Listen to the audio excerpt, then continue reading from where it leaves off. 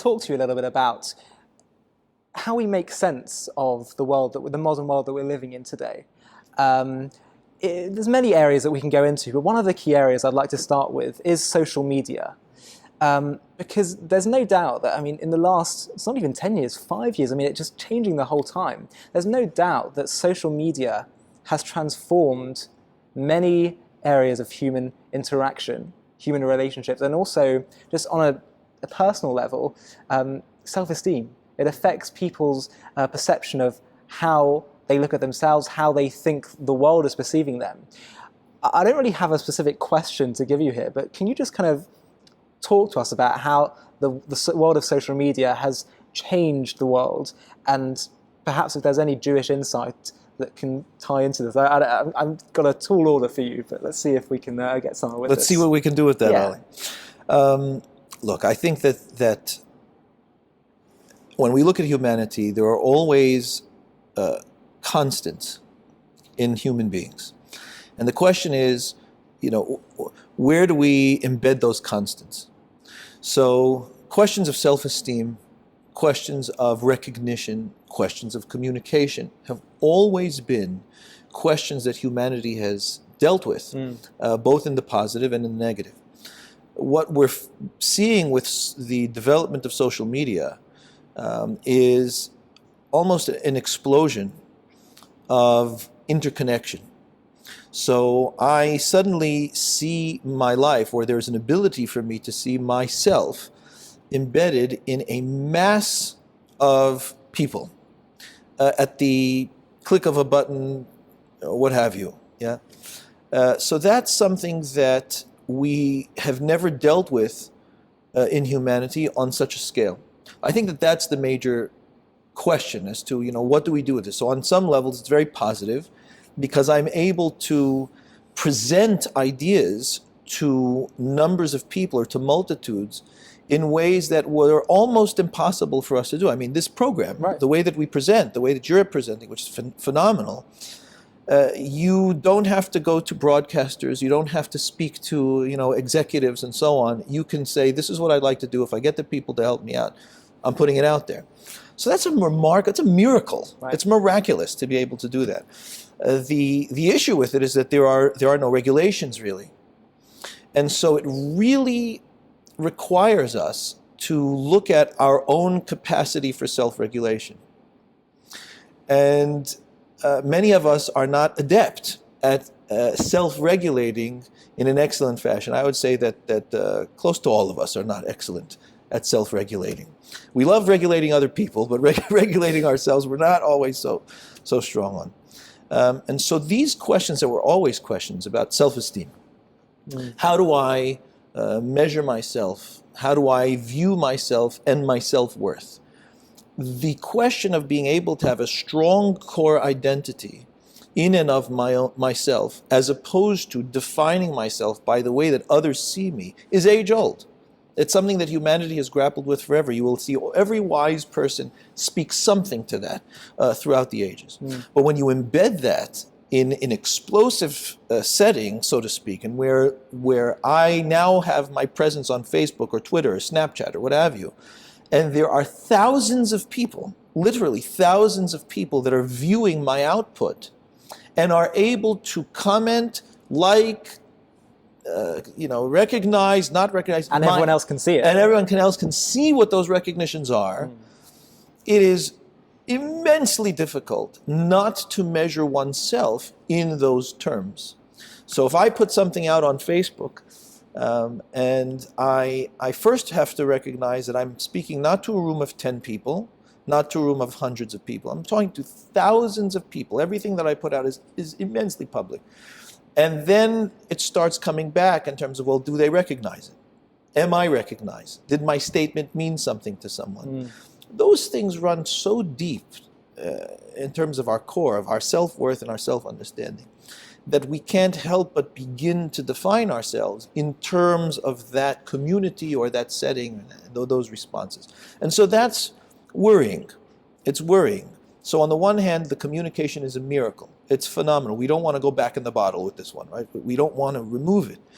But because we're still at the beginnings of it, we are finding that we need to discover ways of genuinely measuring and communicating to a human being how I find my self-worth, or how you find your self-worth, right, in this setting. Because what are we being told is valuable? It makes us what we're worth essentially something being that is told wrong. is valuable is whatever's recognized and liked en masse. I mean, that's genuinely the message. So Yeah. should I change my profile picture with everyone else, or shouldn't I? Well, I mean, how will I be seen if I don't change my profile picture? Oh, if I don't change my profile picture, is that a statement that's too bold or not? These are things that literally people are grappling with on a daily basis. Yeah. Yeah, if at all they're grappling, right? If they're not just simply running with the trend and changing the picture, or posting the same post that people have posted several times. Do you think most people are in that category? We can't help but be in that category, because it is in human nature to find tribal acceptance. It's old, Ali. It goes way back to be able to find. We're social animals. We find our capacity to be secure and accepted. We crave and require love and belonging. But has social media made the problem worse? Social media has upped the ante. It's up the ante. Yeah. So it doesn't mean that we don't address it in the same fashion. We will still speak to people to enhance their self-worth, or to recognize where it is that their self-worth comes from in the same way. But we recognize that what they're dealing with is a very instant, very broad responsiveness that is something that we haven't had before. And so we have to tweak our approaches and recognize the reality and the imminence of the reality that we're living in, because the majority of our reality is virtual today. Yeah, and it's to say that it's not real is shirking the issue. It is very real. These are real people out there that are clicking like, that they did it. Yeah, you see that they took a minute to think about what you put out there and actually responded to it. Yeah. So it's Rabbi, immense. What is the Jewish remedy for this, if there is one? Because wanting to be accepted seems like a very legitimate kind of feeling, emotion to have. Is there a right way that this can be done? Should we say, you've got to stop caring about what other people think, stop craving other people's acceptance, or is there a middle path? How does this work? It's easier said than done to tell somebody you have to stop worrying about what people think of you. I mean, this is hardwired. All of us are hardwired for love and belonging, and rightfully so. I mean, that's what we are. We're social animals. But as a result of that, we will again look for our value externally. So it's not something that we can simply fix by a sit down and a talk and say, listen, you really need to start valuing yourself more. I mean, this is stuff that genuinely begins from childhood. And as a community, we first need to recognize that this is a serious problem. It is, in my mind, one of the most serious problems, not only in humanity, but certainly in our communities, I agree. and where our children are growing up in these spaces. These are real spaces. Yeah. Their entire psychology is being developed within these spaces. And so what is important for us to do is to focus on the value of raising children with strong self-worth. And that means helping parents do that, because who said that the parents grew up with strong self-worth? Who said that the parents know how to do this? Yeah, so much occurs in childhood. So Torah tells us, I mean, the first thing that God says to Avraham is, Avraham, lech lecha, go for you.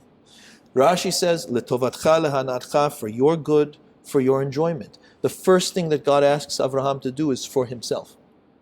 That is the cornerstone of Jewish thought. It is the beginnings of all that we are in Judaism. So how do we do that for our children? How do we make sure that our schools are not cutting away or bringing down a child's natural sense of self-worth? That we're not, in the way that we reprimand children, the way that we give tasks to children, the way that we speak of their work and the things that they put out. When your child walks in the room, do your eyes light up? These questions are the most important questions that we can ask ourselves, because it is the very foundation that all else is built on. If I don't have a sense of self, genuinely, that comes from my inside, from my very spirit that God gave me, my soul, if you will, I can't build on anything. Does God play a critical role here? Do you think, or is the Jewish view that real self-esteem can only truly come when you believe that you have a creator that placed you here on this earth for a reason, you have inherent value because of that. Well, it certainly doesn't hurt, Ali. Yeah, I mean, But I'm asking, is it essential? Look, when we understand that we are not just our bodies, that there is a human spirit that fills us, that is individual. Each one has a unique spirit that contributes something unique to this world. And that is God's gift to us, right? That God gives us that. And the way that the Torah presents it is that it is His breath. You don't get more intimate than that. That God blew breath of life into the nostrils of a human being. That is our source of life and value. To know that, to recognize that, to understand that, it changes our ability to live a full and valued life. So you think it is essential? essential? I think it's essential. I think it's essential. Yeah, and we see source for that throughout the Torah.